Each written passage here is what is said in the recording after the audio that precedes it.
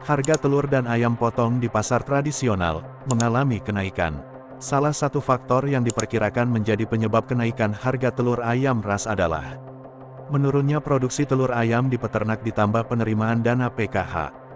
Baik pedagang maupun konsumen berharap agar harga kedua komoditas tersebut segera normal kembali.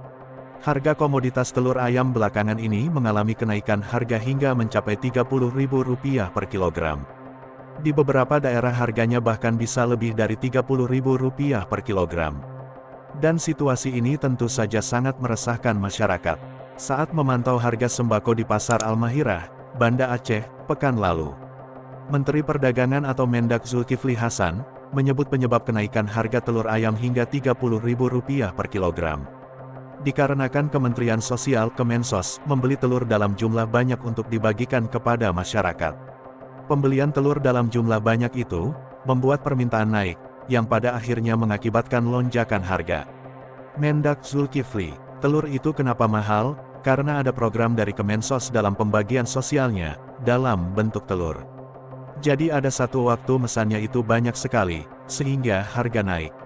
Namun, Menteri Sosial Mensos Tri Risma hari ini merespons tudingan yang dilontarkan Zulkifli Hasan.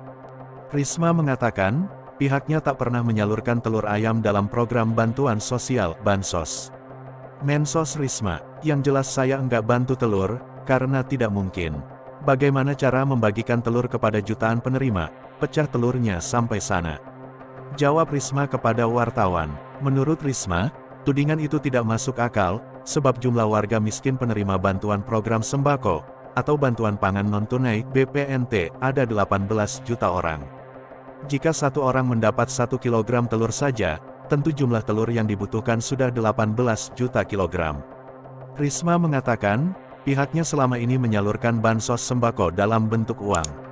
Kalau warga beli telur, itu kan haknya mereka, karena begitu diserahkan uang, ya mereka beli sesuai kebutuhannya, ujar Risma. Karena itu, Risma mengaku tak mengerti dengan tudingan yang dilontarkan Mendak Zulkifli Hasan tersebut. Saya nggak tahu ya, apa yang disampaikan Mendak Zulkifli, saya nggak ngerti, ujar politisi PDIP itu. Adapun, Kementerian Perdagangan Kemendak pada Senin tanggal 22 April 2022 menyampaikan, kenaikan harga telur hanya sementara, karena dipicu oleh dampak musiman.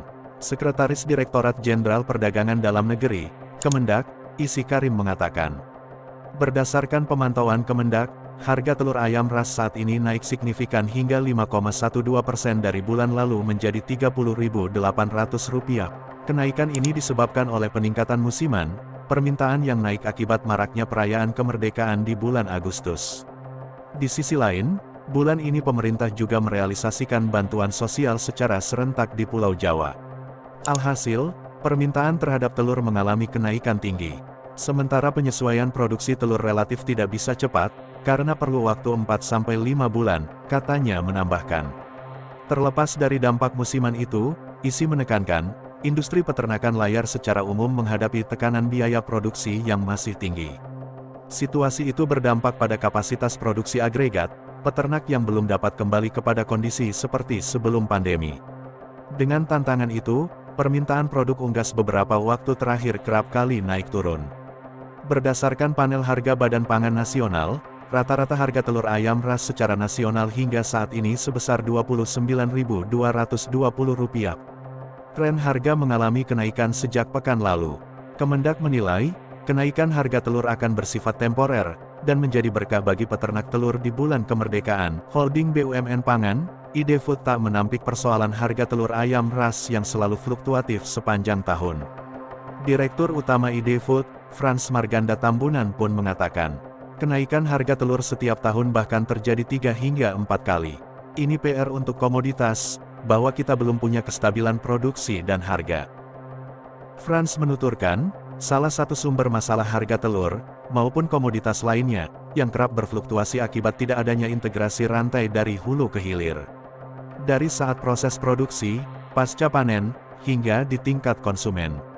Selain itu, khusus pada masalah kenaikan harga telur saat ini, Frans menuturkan, ada kemungkinan juga dipicu oleh realisasi program bantuan sosial dari pemerintah, yang meningkatkan permintaan telur dari para peternak layar. Ini dilema. Ini pun tidak bisa dipecahkan oleh RNI, induk ID Food, sendiri. Kita akan bangun ekosistem agar produktivitas sepanjang tahun stabil, katanya. Lebih lanjut, ia mengatakan ID Food bersama Badan Pangan Nasional (NFA) juga masih membuat perencanaan cadangan pangan nasional ke depan. Cadangan pangan diperlukan agar fluktuasi turun naik harga pangan bisa diperkecil. Hal itu juga akan membantu para petani maupun peternak yang sejatinya menginginkan adanya stabilitas harga.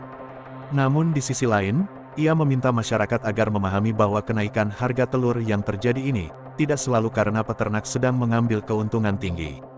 Ini bukan momentum untuk mendapatkan keuntungan berlebih, tapi untuk menutup kerugian sebelumnya. Beberapa bulan yang lalu, kita tahu harga sempat anjlok hingga Rp17.000–18.000 per kilogram di konsumen. Ini rugi besar, katanya. Saat ini ID Food mencatat, rata-rata biaya produksi telur di tingkat kandang minimal sekitar Rp19.000. Adapun harga acuan telur ayam di tingkat konsumen, sebesar Rp24.000. Biasanya, kalau harga rendah kita lakukan penyerapan, tapi kalau harga tinggi, kita harus berkoordinasi dengan pemerintah untuk operasi pasar. Memang kita harus menjaga keseimbangan, agar penyaluran telur terarah dari produsen hingga ke tangan konsumen dan masyarakat lainnya. Bagaimana menurut Anda? Silahkan komentar di bawah.